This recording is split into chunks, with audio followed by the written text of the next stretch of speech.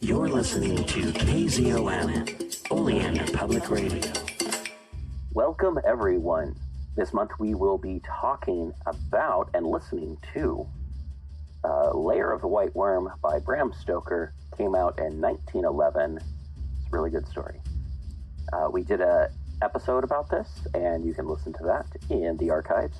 And if you want to help the show, make sure to check out pgttcm.com or check out PGTTCM on Facebook or YouTube, People's Guide to the Cthulhu Mythos. If you want to help support the show, go to the show notes, click on it, and that will link you to pgttcm.com, where we have all kinds of places that you can go to buy stickers, read articles, listen to episodes, and support the show in any way you want to. All right, thank you very much. And remember, you can always contact me and let me know if there's a dead link or if a story isn't playing anymore or something's missing. I'll check it out. All right, thank you very much. This is DB Spitzer, and here is Lair of the White Worm by Bram Stoker. Chapter 23, In the Enemy's House. Sir Nathaniel was in the library next morning after breakfast when Adam came to him carrying a letter. Her ladyship doesn't lose any time. She has begun work already. Sir Nathaniel, who was writing at a table near the window, looked up. "What is it?" said he. Adam held out the letter he was carrying. It was in a blazoned envelope. "Ha," said Sir Nathaniel, "from the White Worm. I expected something of the kind." "But," said Adam, "how could she have known we were here? She didn't know last night." "I don't think we need to trouble about that, Adam. There is so much we do not understand. This is only another mystery. Suffice it that she does know. Perhaps it is all the better and safer for us." "How is that?" asked Adam with a puzzled look. "General process of reasoning, my boy, and the experience of some years in the diplomatic world. This creature is a monster without heart or consideration for anything or anyone. She is not nearly so dangerous in the open as when she has the dark to protect her. Besides, we know by our own experience of her movements that for some reason she shuns publicity. In spite of her vast bulk and abnormal strength, she is afraid to attack openly. After all, she is only a snake, and with a snake's nature, which is to keep low and squirm and proceed by stealth and cunning. She will never attack when she can run away, although she knows well that running away could probably be fatal to her. What is the letter about?" Sir Nathaniel's voice was calm and self-possessed. When he was engaged in any struggle of wits, he was all diplomatist. "She asks Mimi and me to tea this afternoon at Diana's Grove, and hopes that you also will favor her." Sir Nathaniel smiled. "Please accept Mrs. Salton to accept for us all." "She means some deadly mischief. Surely it would be wiser not." "It is an old trick that we learn early in diplomacy, Adam, to fight on ground of your own choice. It is true that she suggested the place on this occasion, but by accepting it, we make it ours. Moreover, she will not be able to understand our reason for doing so, and her own bad conscience, if she has any, good or bad, and her own fears and doubts will play our game for us. No, my dear boy, let us accept by all means." Adam said nothing, but silently held out his hand, which his companion shook. No words were necessary. When it was getting near tea time, Mimi asked Sir Nathaniel how they were going. "We must make a point of going in state. We want all possible publicity." Mimi looked at him inquiringly. "Certainly, my dear. In the present circumstances, publicity is a part of safety. Do not be surprised if, whilst we are at Diana's Grove, occasional messages come for you, for all or any of us." "I see," said Mrs. Salton. "You are taking no chances." "None, my dear. All I have learned at foreign courts and amongst civilized and uncivilized people is going to be utilized within the next couple of hours." Sir Nathaniel's voice was full of seriousness, and it brought to Mimi in a convincing way the awful gravity of the occasion. In due course they set out in a carriage drawn by a fine pair of horses, who soon devoured the few miles of their journey. Before they came to the gate, Sir Nathaniel turned to Mimi. I have arranged with Adam certain signals which may be necessary if certain eventualities occur. These need be nothing to do with you directly. But bear in mind that if I ask you or Adam to do anything, do not lose a second in the doing of it. We must try to pass off such moments with an appearance of unconcern. In all probability, nothing requiring such care will occur. The White Worm will not try force, though she has so much of it to spare. Whatever she may attempt today of harm to any of us will be in the way of secret plot. Some other time she may try force, but, if I am able to judge such a thing, not today. The messengers who may ask for any of us will not be witnesses only. They may help to stave off danger. Seeing query in her face, he went on. Of what kind the danger may be, I know not and cannot guess. It will doubtless be some ordinary circumstance, but none the less dangerous on that account. Here we are at the gate. Now be careful in all matters, however small. To keep your head is half the battle. There were a number of men in livery in the hall when they arrived. The doors of the drawing-room were thrown open, and Lady Arabella came forth and offered them cordial welcome. This having been got over, Lady Arabella led them into another room where tea was served. Adam was acutely watchful and suspicious of everything, and saw on the far side of this room a panelled iron door of the same color and configuration as the outer door of the room where was the well-hole wherein Oolanga had disappeared. Something in the sight alarmed him, and he quietly stood near the door. He made no movement even of his eyes, but he could see that Sir Nathaniel was watching him intently, and he fancied with approval. They all sat near the table spread for tea, Adam still near the door. Lady Arabella fanned herself, complaining of heat, and told one of the footmen to throw all the outer doors open. Tea was in progress when Mimi suddenly started up with a look of fright on her face. At the same moment, the men became cognizant of a thick smoke which began to spread through the room, a smoke which made those who experienced it gasp and choke. The footmen began to edge uneasily towards the inner door. Denser and denser grew the smoke, and more acrid its smell. Mimi, towards whom the draught from the open door wafted the smoke, rose up choking and ran to the inner door, which she threw open to its fullest extent, disclosing on the outside a curtain of thin silk fixed to the doorposts. The draught from the open door swayed the thin silk towards her, and in her fright she tore down the curtain which enveloped her from head to foot. Then she ran through the still open door, heedless of the fact that she could not see where she was going. Adam, followed by Sir Nathaniel, rushed forward and joined her, Adam catching his wife by the arm and holding her tight.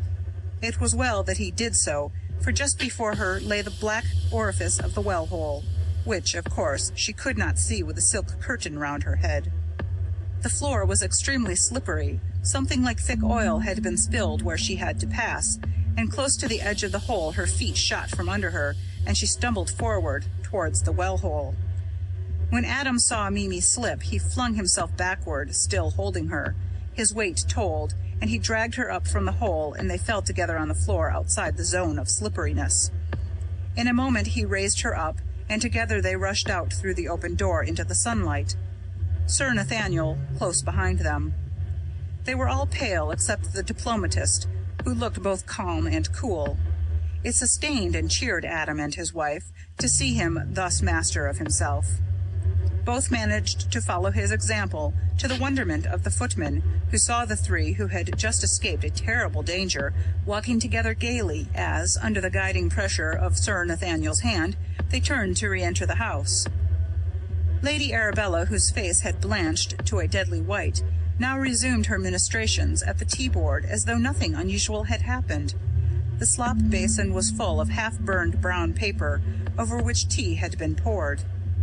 Sir Nathaniel had been narrowly observing his hostess, and took the first opportunity afforded him of whispering to Adam, "The real attack is to come. She is too quiet. When I give my hand to your wife to lead her out, come with us, and caution her to hurry. Don't lose a second, even if you have to make a scene. Hush!" Then they resumed their places close to the table, and the servants, in obedience to Lady Arabella's order, brought in fresh tea. Thence on, that tea-party seemed to Adam, whose faculties were at their utmost intensity, like a terrible dream.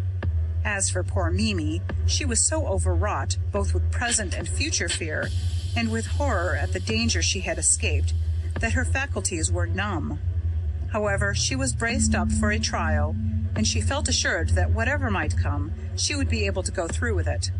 Sir Nathaniel seemed just as usual, suave, dignified, and thoughtful, perfect master of himself. To her husband it was evident that Mimi was ill at ease. The way she kept turning her head to look around her, the quick coming and going of the color of her face, her hurried breathing, alternating with periods of suspicious calm, were evidences of mental perturbation. To her, the attitude of Lady Arabella seemed compounded of social sweetness and personal consideration. It would be hard to imagine more thoughtful and tender kindness towards an honored guest. When tea was over and the servants had come to clear away the cups, Lady Arabella, putting her arm around Mimi's waist, strolled with her into an adjoining room, where she collected a number of photographs which were scattered about, and sitting down beside her guest, began to show them to her. While she was doing this, the servants closed all the doors of the suite of rooms, as well as that which opened from the room outside, that of the well-hole, into the avenue. Suddenly, without any seeming cause, the light in the room began to grow dim. Sir Nathaniel, who was sitting close to Mimi, rose to his feet and, crying, "Quick!" caught hold of her hand and began to drag her from the room. Adam caught her other hand, and between them they drew her through the outer door, which the servants were beginning to close. It was difficult at first to find the way, the darkness was so great. But to their relief, when Adam whistled shrilly, the carriage and horses, which had been waiting in the angle of the avenue, dashed up. Her husband and Sir Nathaniel lifted, almost threw Mimi into the carriage. The postilion plied whip and spur, and the vehicle, rocked with its speed, swept through the gate and tore up the road. Behind them was a hubbub, servants rushing about, orders being shouted out, doors shutting, and somewhere, seemingly far back in the house, a strange noise. Every nerve of the horses was strained as they dashed recklessly along the road. The two men held Mimi between them, the arms of both of them round her as though protectingly. As they went, there was a sudden rise in the ground, but the horses, breathing heavily, dashed up it at racing speed, not slackening their pace when the hill fell away again, leaving them to hurry along the downgrade. It would be foolish to say that neither Adam nor Mimi had any fear in returning to Doom Tower. Mimi felt it more keenly than her husband, whose nerves were harder, and who was more inured to danger. She still bore up bravely, and as usual the effort was helpful to her. When once she was in the study in the top of the turret, she almost forgot the terrors which lay outside in the dark. She did not attempt to peep out of the window, but Adam did, and saw nothing. The moonlight showed all the surrounding country, but nowhere was to be observed that tremulous line of green light. The peaceful night had a good effect on them all. Danger, being unseen, seemed afar off. At times it was hard to realize that it had ever been. With courage restored, Adam rose early and walked along the brow, seeing no change in the signs of life at Castra Regis. What he did see, to his wonder and concern, on his returning homeward, was Lady Arabella, in her tight-fitting white dress and ermine collar, but without her emeralds. She was emerging from the gate of Diana's Grove and walking towards the castle. Pondering on this, and trying to find some meaning in it, occupied his thoughts till he joined Mimi and Sir Nathaniel at breakfast. They began the meal in silence. What had been, and was known to them all. Moreover, it was not a pleasant topic. A fillip was given to the conversation when Adam told of his seeing Lady Arabella on her way to Castra Regis. They each had something to say of her, and of what her wishes or intentions were towards Edgar Caswall. Mimi spoke bitterly of her in every aspect. She had not forgotten, and never would, never could, the occasion when, to harm Lilla, the woman had consorted even with the nigger. As a social matter, she was disgusted with her for following up the rich landowner. Throwing herself at his head so shamelessly, was how she expressed it. She was interested to know that the great kite still flew over Caswall's tower. but beyond such matters she did not try to go.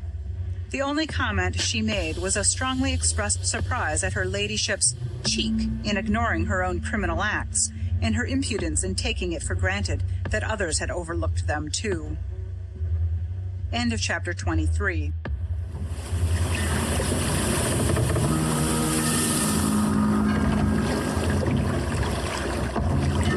Welcome to Innsmouth, stranger. Hi, I'm Rob Whiten from the Innsmouth Book Club. Join me and my fellow guide John Chadwick as we take you on a fortnightly tour of Innsmouth. We visit places such as the Picture House, the Library and Innsmouth Museum to discuss all aspects of weird fiction, whether it be book, film, music, TV or art. As well as that, we stop over at the Gilman House to have a chat with a resident guest. That includes authors, artists, musicians, in fact Lovecraftian creatives of all types.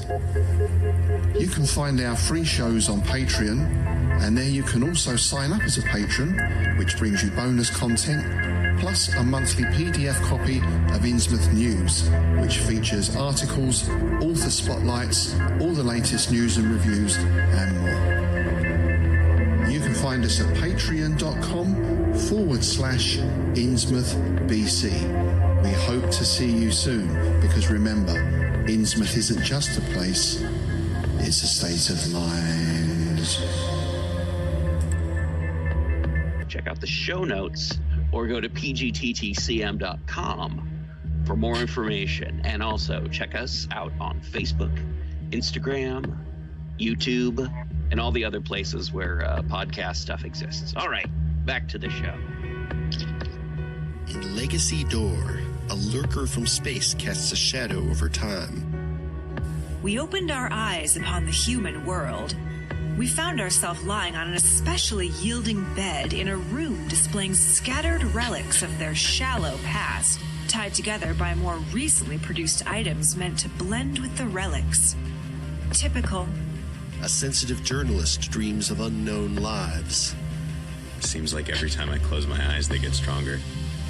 I can't even say the last time I had a normal sleep, let alone a dreamless one. An outspoken lawyer defends the suspect in an unspeakable crime.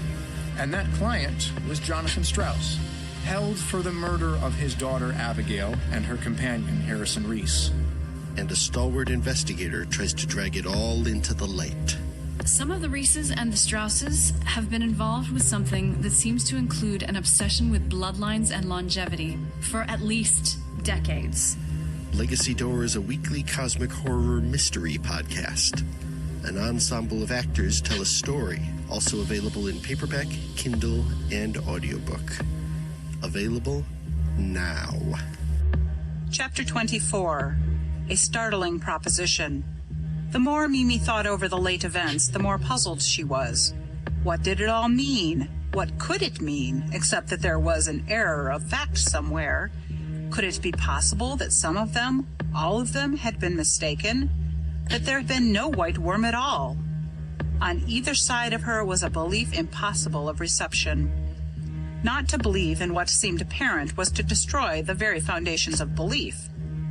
Yet in old days, there had been monsters on the earth, and certainly some people had believed in just such mysterious changes of identity. It was all very strange. Just fancy how any stranger, say a doctor, would regard her if she were to tell him that she had been to a tea party with an antediluvian monster, and that they had been waited on by up-to-date menservants.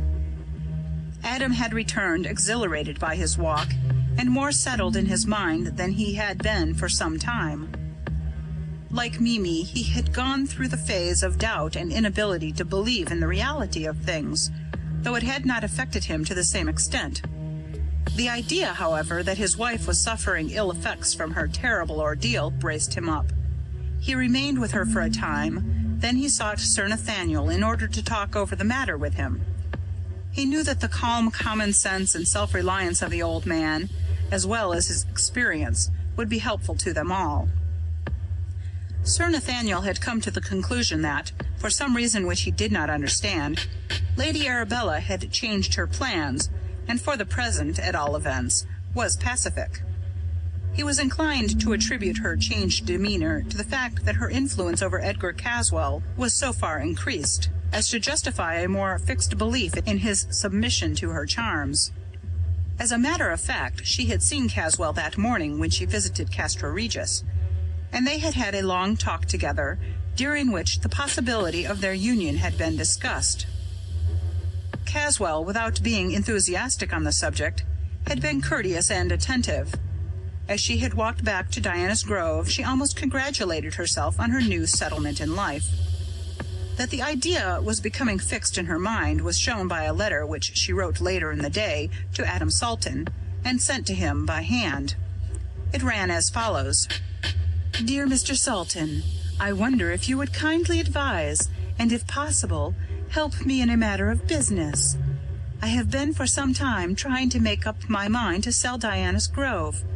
I have put off and put off the doing of it till now. The place is my own property, and no one has to be consulted with regard to what I wish to do about it. It was bought by my late husband, Captain Adolphus Ranger March, who had another residence, the Crest, Appleby. He acquired all rights of all kinds, including mining and sporting. When he died, he left his whole property to me.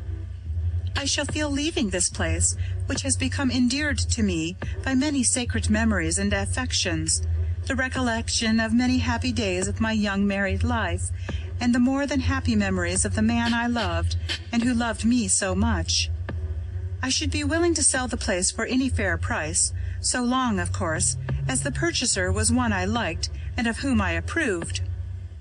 May I say that you yourself would be the ideal person, but I dare not hope for so much.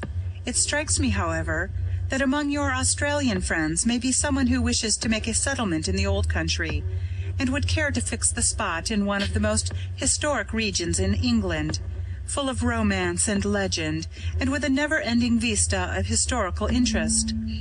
An estate which, though small, is in perfect condition and with illimitable possibilities of development, and many doubtful or unsettled rights, which have existed before the time of the Roman or even Celts, who were the original possessors. In addition, the house has been kept up to the dernier cri. Immediate possession can be arranged. My lawyers can provide you, or whoever you may suggest, with all business and historical details. A word from you of acceptance or refusal is all that is necessary, and we can leave details to be thrashed out by our agents. Forgive me, won't you, for troubling you in the matter, and believe me, yours very sincerely, Arabella March. Adam read this over several times, and then, his mind being made up, he went to Mimi and asked if she had any objection. She answered, after a shudder, that she was in this, as in all things, willing to do whatever he might wish. Dearest, I am willing that you should judge what is best for us. Be quite free to act as you see your duty, and as your inclination calls. We are in the hands of God, and he has hitherto guided us, and will do so to his own end. From his wife's room, Adam Salton went straight to the study in the tower, where he knew Sir Nathaniel would be at that hour. The old man was alone, so, when he had entered in obedience to the "come in," which answered his query, he closed the door and sat down beside him. Do you think, sir, that it would be well for me to buy Diana's Grove? God bless my soul, said the old man, startled. Why on earth would you want to do that? Well, I have vowed to destroy that white worm, and my being able to do whatever I may choose with the Lair would facilitate matters and avoid complications. Sir Nathaniel hesitated longer than usual before speaking. He was thinking deeply. Yes, Adam, there is much common sense in your suggestion, though it startled me at first. I think that, for all reasons, you would do well to buy the property and to have the conveyance settled at once. If you want more money than is immediately convenient, let me know, so that I may be your banker. Thank you, sir, most heartily. But I have more money at immediate call than I shall want. I am glad you approve. The property is historic, and as time goes on, it will increase in value. Moreover, I may tell you something, which indeed is only a surmise, but which, if I am right, will add great value to the place." Adam listened. "Has it ever struck you why the old name, the Lair of the White Worm, was given? We know that there was a snake which in early days was called a worm, but why white?" "I really don't know, sir. I never thought of it. I simply took it for granted." "So did I at first, long ago. But later I puzzled my brain for a reason." "And what was the reason, sir?" "Simply and solely because the worm or snake was white. We are near the county of Stafford, where the great industry of china burning was originated and grew.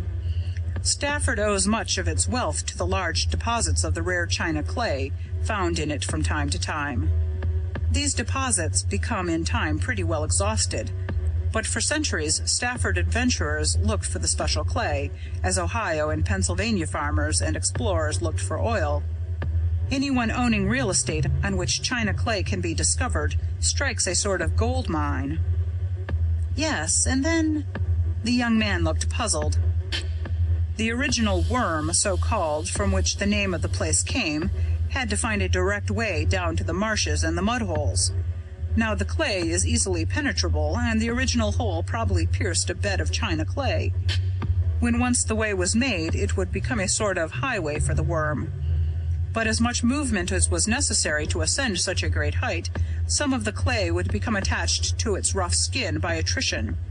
The downway must have been easy work, but the ascent was different, and when the monster came to view in the upper world, it would be fresh from contact with the white clay. Hence the name, which has no cryptic significance, but only fact. Now, if that surmise be true, and I do not see why not, there must be a deposit of valuable clay, possibly of immense depth." Adam's comment pleased the old gentleman. "I have it in my bones, sir, that you have struck, or rather reasoned out, a great truth." Sir Nathaniel went on cheerfully. "When the world of commerce wakes up to the value of your find, it will be as well that your title to ownership has been perfectly secured. If anyone ever deserved such a gain, it is you." With his friend's aid, Adam secured the property without loss of time. Then he went to his uncle and told him about it. Mr. Salton was delighted to find his young relative already constructively the owner of so fine an estate, one which gave him an important status in the county. He made many anxious inquiries about Mimi and the doings of the White Worm, but Adam reassured him. The next morning, when Adam went to his host in the smoking room, Sir Nathaniel asked him how he proposed to proceed with regard to keeping his vow. "It is a difficult matter which you have undertaken. To destroy such a monster is something like one of the labors of Hercules, in that not only its size and weight and power of using them in little-known ways are against you, but the occult side is alone an unsurpassable difficulty. The worm is already master of all the elements except fire, and I do not see how fire can be used for the attack. It has only to sink into the earth in its usual way, and you could not overtake it if you had the resources of the biggest coal mine in existence. But I dare say you have mapped out some plan in your mind," he added courteously. "I have, sir, but of course it may not stand the test of practice." "May I know your idea?" "Well, sir, this was my argument. At the time of the Chartist trouble, an idea spread amongst financial circles that an attack was going to be made on the Bank of England. Accordingly, the directors of that institution consulted many persons who were supposed to know what steps should be taken, and it was finally decided that the best protection against fire, which is what was feared, was not water but sand. To carry the scheme into practice, great store of fine sea sand, the kind that blows about and is used to fill hourglasses, was provided throughout the building, especially to the points liable to attack, from which it could be brought into use.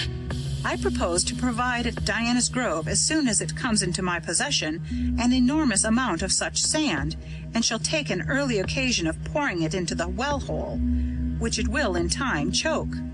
Thus, Lady Arabella, in her guise of the White Worm, will find herself cut off from her refuge. The hole is a narrow one, and is some hundreds of feet deep. The weight of the sand this can contain would not in itself be sufficient to obstruct, but the friction of such a body working up against it would be tremendous. One moment. What use would the sand be for destruction? None directly, but it would hold the struggling body in place till the rest of my scheme came into practice. And what is the rest? As the sand is being poured into the well hole, quantities of dynamite can also be thrown in. Good. But how would the dynamite explode? For, of course, that is what you intend. Would not some sort of wire or fuse be required for each parcel of dynamite? Adam smiled. Not in these days, sir. That was proved in New York. 1,000 pounds of dynamite in sealed canisters was placed about some workings. At the last, a charge of gunpowder was fired, and the concussion exploded the dynamite. It was most successful. Those who were non-experts in high explosives expected that every pane of glass in New York would be shattered, but in reality, the explosives did no harm outside the area intended.